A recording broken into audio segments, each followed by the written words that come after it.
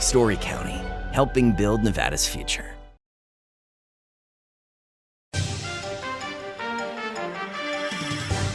Welcome to Nevada Newsmakers. On the broadcast today, Congressman Mark Amodei of CD2 here for the whole show on an all-new Nevada Newsmakers. Aaron Ford says he was a teacher. I taught middle school math. Here's some math. Ford took over 420 days of vacation while we showed up for work. That's more than a year of paid vacation. while he was jetting off to Paris. Martha's Vineyard and Cabo. We were here. We were here. We were here teaching. You know who else was here? Joe Lombardo. For kids, families, and teachers. He shows up every time. And teachers are going to show up for Joe Lombardo every time. The trucking industry is the most resilient link in the supply chain, moving 95% of our freight in the Silver State. And while essential, the road isn't always smooth. Supply chain disruptions, rising fuel costs, and unrealistic rules and laws that hamper our ability to serve our customers and country. Our prosperity and every sector of the economy, manufacturing, mining, medicine, and food from farm to table, is tied to trucks. There's nothing without trucking. Meet Nevada Health Link, Nevada's official health insurance marketplace. Your link to savings, selection, free assistance, and name brand health insurance, where 90% of enrollees lower the cost of their monthly premium. Everyone deserves access to quality health coverage, no matter your income or family size. Visit NevadaHealthLink.com. A few minutes could save you hundreds of dollars per month. Nevada Health Link. Our plans are made for your plans. At Nevada Urban Indians in Reno, your health is our priority. Our medical clinic welcomes everyone. We accept all insurances, ensuring quality care is within reach. Nevada Urban Indians, your partners in health. This is Nevada Newsmakers with host Sam Shad, a no-holds-barred political forum. Now, from the Nevada Newsmakers broadcast headquarters, here is Sam Shad. And back on Nevada Newsmakers, we're always pleased to welcome back to the program Congressman Mark Amodei of CD2. You're a short timer now, but still another almost 6 months. Still plenty to do, Sam, but thanks for having me anyhow. Well, you know, I got to do what I got to do. Yeah. All right, let's get serious. Colonel David Flippo. Yep. Are you ready to endorse him? No, not my cup of tea. Really? Not my cup of tea. Come on, Sam. I mean, listen, go get him, Tiger. Good luck. But you pull out a CD4 72 hours after I say I'm not coming back. Oh, there's a Republican seat. I'm going to go run for it. You run an absolutely scurrilous campaign against a guy who's one of the nicest guys around. The voters are never wrong, but guess what? Mark Amodei's not endorsing him. I got some stuff in terms of who will do a good job and whatever. I wish him all the best. No way. No, thank you. Have you talked to him? No. What's there to talk about? As you can tell from this, I'm trying to be nice because you're recording. There's nothing for us to talk about. Were you surprised the governor endorsed him? Well, the governor's in a different position than Mark Amodei is. You know, he's on the ballot. Republican unity is a good thing, which it is. But guess what? I don't speak for anybody but myself when it comes to this election. And speaking for myself, no thanks. I remember when you were running the Trump campaign in Nevada, and we spoke, and I asked you, your thoughts because of all the stuff that was going on at that time with the former president, I guess now president. And you said to me, well, who else do you think I'm going to support? I'm on the team. I'm not on this team. This is not my team. Come on, Sam. You don't. Republicans in Nevada are very independent people, as they proved in that primary, okay? They don't like being told what to do. I'm not checking my lifelong Nevada service at the door. It's like, well, respect the voters doesn't mean, okay, he'll be fine. Not without me. All right. Does that mean you are just going to be a no vote in that particular race on the ballot? Or are you looking at potentially supporting Teresa Benitez Thompson? Well, there's an independent in there too. So as we get closer to the start of early voting, I'll make my mind up.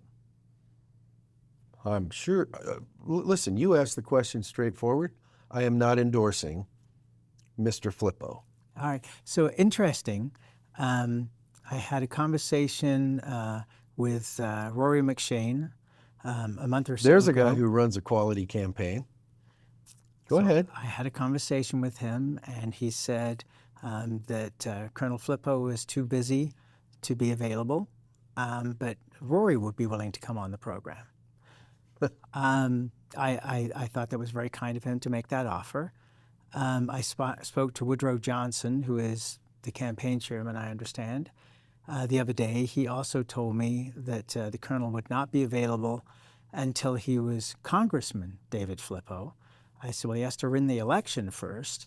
Woodrow said he's not available before the election, and Woodrow offered that he would be on the program if I would like him to fill that slot that we had offered.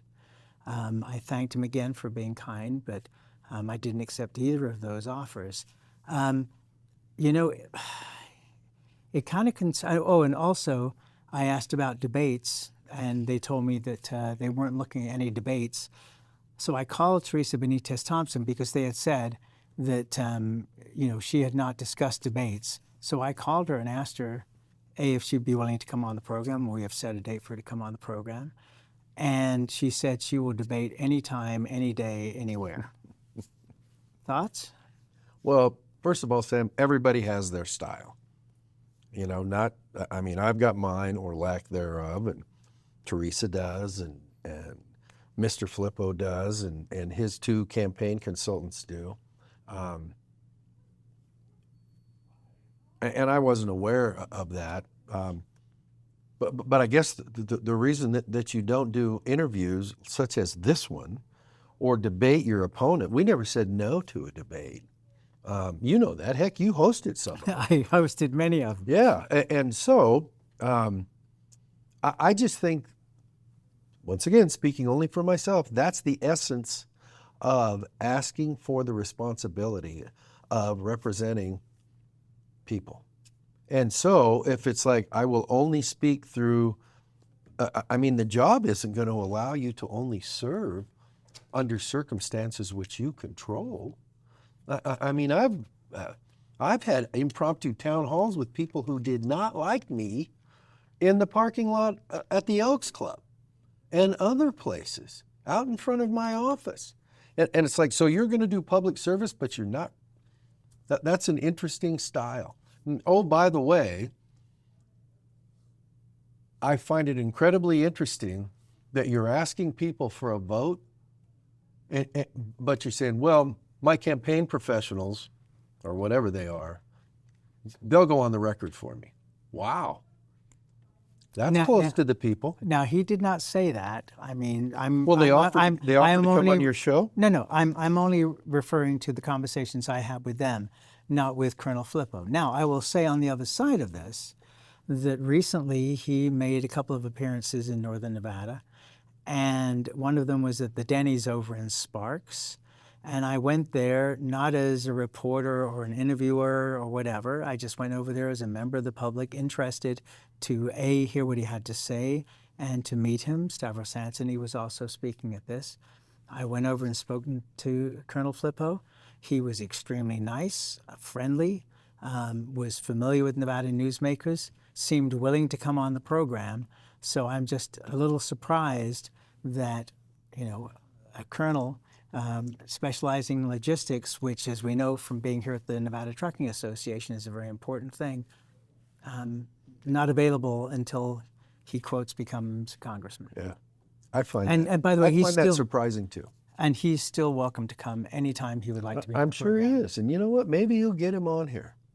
That's not a warm start as we sit here at the beginning of August. I mean, you're on the other side of a Republican primary. What's the insecurity? Well, I would also love to host a debate between the two of them. As I said, his opponent, Teresa Benitez Thompson, has said anytime, anywhere. So we'll see what happens. Thank you for sharing your thoughts on that. Thank you for being so nice about the whole thing. Let's take a break, and we'll be right back after this timeout. This summer, all roads lead to Tamarack Casino for trucks or bucks. Win up to $5,000 in cash every week. Buckle up and win a brand new Tundra or up to $45,000 in cash. Shift the winning and your good times into high gear at Tamarack Casino. The Nevada Builders Alliance has been protecting the interests of the construction industry for over 50 years. Our programs save members thousands of dollars every year and allow them to provide much-needed benefits to their employees. Our industry also allows Nevada to grow. If you're thinking about a career in the construction industry, reach out. And if you haven't thought of a career in construction, what are you waiting for? We are the Nevada Builders Alliance. A power line is more than a power line. It's maintaining the bottom line for small businesses. It's keeping the assembly line moving for our workforce. For our brightest minds, it's meeting a deadline. It's on the front line with our heroes. And on the sidelines of the biggest games.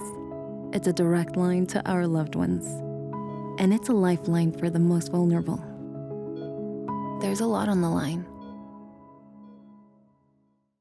Like a traditional handmade basket, retail is woven into the fabric of life in Nevada. From big box to mom and pop, retail supports our communities in countless ways. Jobs for the disabled, team uniforms for kids, help for the elderly, and so much more. Retail employs over 1 in 10 workers. Retail supports Nevada, and we support retail.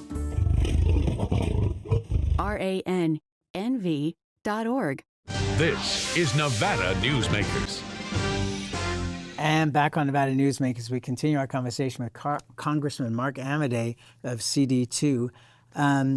Only gentle questions today. Dean Hella working for Kalshi as an advisor and going on Squawk Box on CNBC and basically burning the gaming industry at the same time that he's saying that these are all still his friends. I'm wondering about that. What were your thoughts on that? You know, I got a text from Seb Carlson, who's the son of Don Carlson, who used to be very close to Dean. Legendary pollster. Yeah, and it was like, and you know, it was Judge Woodbury, who from Elko and Carson guy now. And it's like, hey,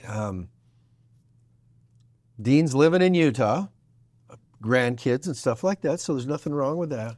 But it's like, hey, he's a professional lobbyist now. And so I guess he's decided like, hey, that works for me. Although his counterpart on the other side is Chris Christie. Right, former governor of New Jersey. I'm guessing they're not going to agree to come onto your show to debate either. Well, I think that Chris Christie would be on the show in 1 second flat. Absolutely, but I'm guessing that's not going to happen either. But, you know, I might have missed something there. Maybe Jason Chaffetz can get Dean on TV with Chris Christie. So what are your thoughts here on the prediction markets? Are we waiting for a legal ruling in the courts that can then be put to the Supreme Court? Is that what we're waiting for? And can anything happen before the first Monday in October? I don't think anything will happen before the first Monday in October, and I think we are waiting. You know, it's another one of those things that's our daily stuff right now, which is somebody had an idea about we're going to bet on, you know, whether Sam Shad, you know, drives 80 to work or 75 to work or whatever. And it's like, nobody's gonna bet on that. And it's like, well, guess what? There are some nobodies out there that are betting on everything. And so as you get more and more understanding the industry that, you know, kind of, especially in Nevada, but in every place else now, it's like, listen, regulation, God, you know, you're not supposed to say this either. Regulation is the mother's milk of that stuff, because without regulation, it's yeehaw, make up the rules as you go. And you can't have that when you're talking about sanctioned activity. I mean, taxes, the whole 9 yards. That was one of the big deals on marijuana, was the feds are still struggling with that. It's like, well, the first thing you got to do, once again, is you got to tax it just like all the states are doing. Oh, we can't do that. So you struggle with all of that, Sam. It's just... Well, and things like money laundering. That the Gaming Control Board and the Commission in Nevada are very strong on. I think you would find that in Atlantic City as well. There are lots of things that aren't being addressed. On the other hand, and there's always two hands in these things, I look at this as similar to Uber and Lyft versus the taxi industry across the country and around the world, where you have not little companies fighting giants, but multi-billion-dollar companies fighting giants. And so in the end, doesn't it have to be some kind of compromise? And isn't the compromise where the CFTC probably needs to take a step back? But the danger, I think, for gaming across the country is that the federal government takes over. And isn't that the last thing that Nevada wants? Well, it would be easier if they didn't, but you have this challenge here where you can't set up somebody who is, and listen, I'm no expert, but you're betting on something. Now, you can call it whatever you want, but you can't set up a system where, well, because you're betting on this, this, and that it's different than people who are betting on, are the Giants going to go to the World Series this year? And so it sets one side up with a phenomenal advantage of not having to pay the expense of compliance. And it's like, it's not a God-given right to gamble. And therefore, you can expect some regulation. And if the feds start taking over, I'll just say this for the near term, having watched the industry for, I don't know, one form or another for 3 decades, it's like they can take care of themselves on Capitol Hill. I remember probably close to 25 years ago, I interviewed Gary Loveman when he was running Caesars. Or actually, I was probably Harrah's at the time. And he complained to me on the air about having to go through regulations in every state and deal with all of that. Yeah. And I talked to Pete Bernhard, who was the head of the Gaming Commission at the time, soon after. And his reaction, and I'm sorry for the people listening in audio only, was to raise his shoulders like, if you don't like it. I mean, he didn't say that, but it was basically, it's the way it is. Okay, so let me move quickly on to another topic that's They're still trying to get licensed in all those states. Yes. They may not like it, but they're still there. Right, and they're making money. Yep. Federal rule is kind of scary for states. Look at what's going on with the Colorado River. Mm-hmm. Federal government is now laying down the law, and it's not the states that are deciding amongst themselves. Pretty dangerous, do you not think? Well, I do, but here's the rest of the context to that, Sam, which is the states have been trying to come together and come together and come together and come together, and it's like at some point in time, the patience factor, so you don't know which one of those 7 states finally pushed the panic button and went, this isn't going to work. And so, I mean, who's left after that? That's why, especially in the West, Colorado River, Nevada and groundwater, those sorts of things, it's like, you've got to make sure that as you're going through all the different challenges, which may or may not have been expected, that you keep a firm eye on what's the goal here, because we don't want to have somebody, in our case, 2,500 miles away making those decisions for us. And so when you demonstrate that you are incapable of solving the problem, guess what? 2,500 miles away, there we go. And no disrespect to the people over the years that have represented us, but that's a Herculean effort, which you better be willing to take on if you keep delivering no solutions. You know, it's funny, as you're saying that, I'm thinking of Sig Rogich on this program talking about Harry Reid versus Sharon Angle. And he was heading Republicans for Reid. Yeah. And he said on this program, who do you want negotiating the rights on the Colorado River, Harry Reid, the majority leader, or Sharon Engel. And that was his reason for supporting Harry Reid at that point.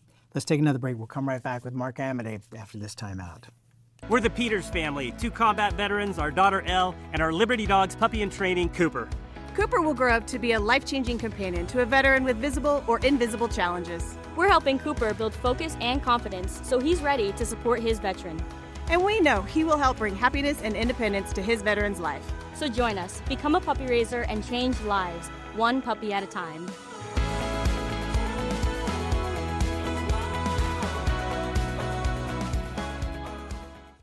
Welcome to Story County, where history meets innovation and a pioneering spirit continues to shape our future.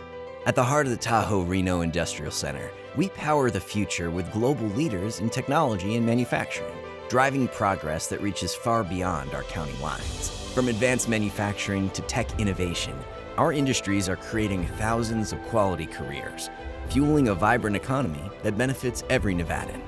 Our community is our foundation. Be part of a legacy built on bold ideas and boundless possibilities. Story County, helping build Nevada's future. 2025 is bringing big changes for Nevada businesses. If you have more than 5 employees and have been operating for 3 years or more, you must now comply with new state retirement plan mandates. The Vegas Chamber 401k plan makes it easy, offering a proven, customizable, and cost-effective plan for employers and employees to save with tax advantages. Visit vegaschamber.com to explore options and see how the Vegas Chamber can help you start saving for your future. Carson Valley Inn, it's your place for the good times. Carson Valley Inn.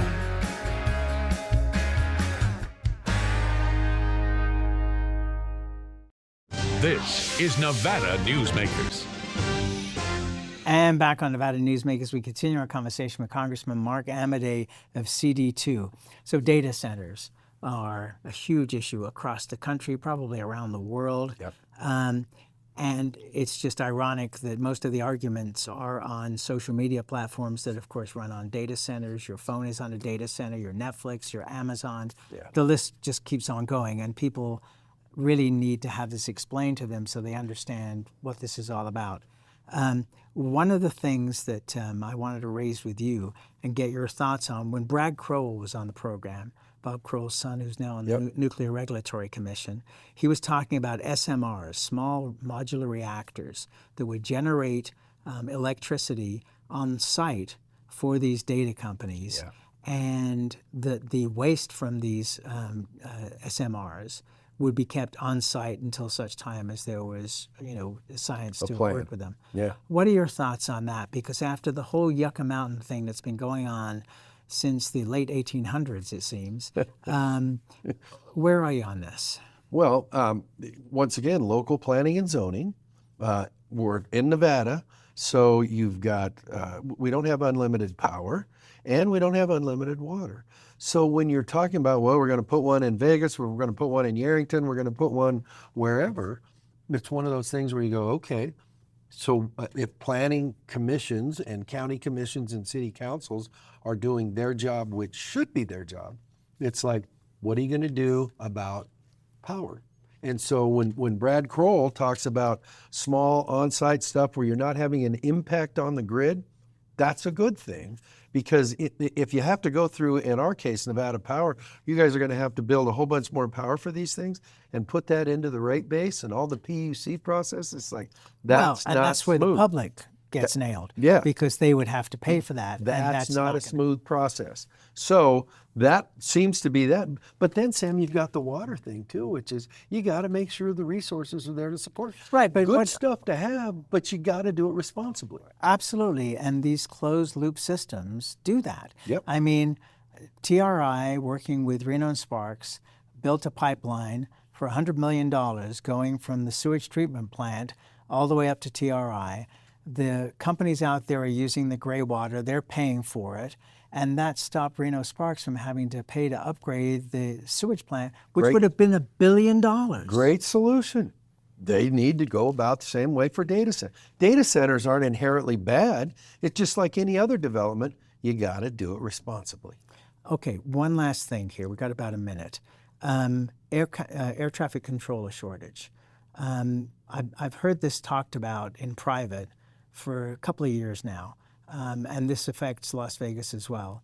Anybody who's traveled by plane lately, you get off the jetway, and suddenly the pilot comes on and says, well, there's a ground delay caused by...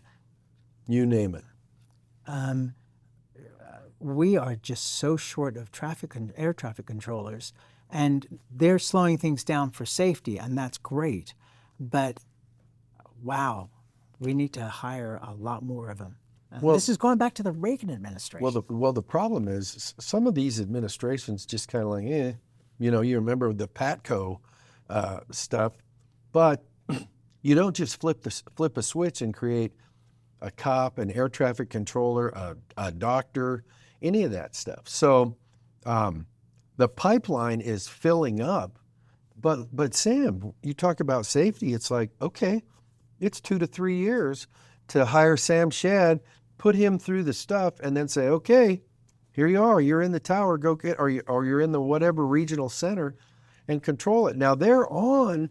What do we got? We got. They're hiring like 2,300 in next year and 2,400 the year after that. They've already hired more than they were supposed to for this year. And so it's in the thousands, like 2,000, 2,200, 2,300. They're in the pipeline. They're giving bonuses to folks who could retire to tell them not to. So it's kind of like a multi-pronged approach, but it took, I'm guessing it took 20 years, maybe a little more to get here. And so it's going to take 5 years to get out of it. And that's where we have to leave it.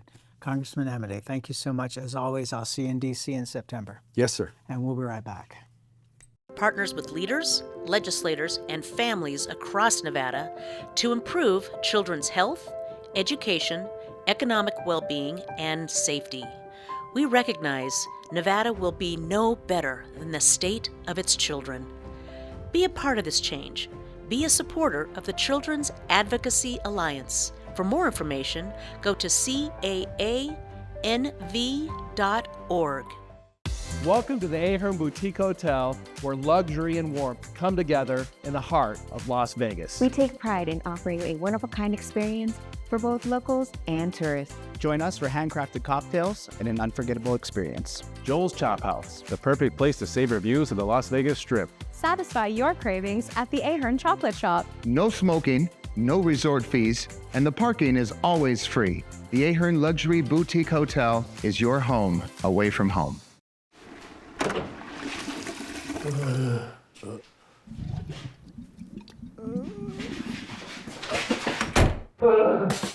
It happens.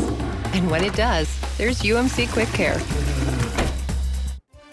Thanks for watching Nevada Newsmakers. If you want to be on our mailing list, go to the website, nevadanewsmakers.com, and sign up. You'll get the guest list in advance every Friday, and on Mondays, a whole list of our new archive shows going back to 2003. We'll see you on the next broadcast.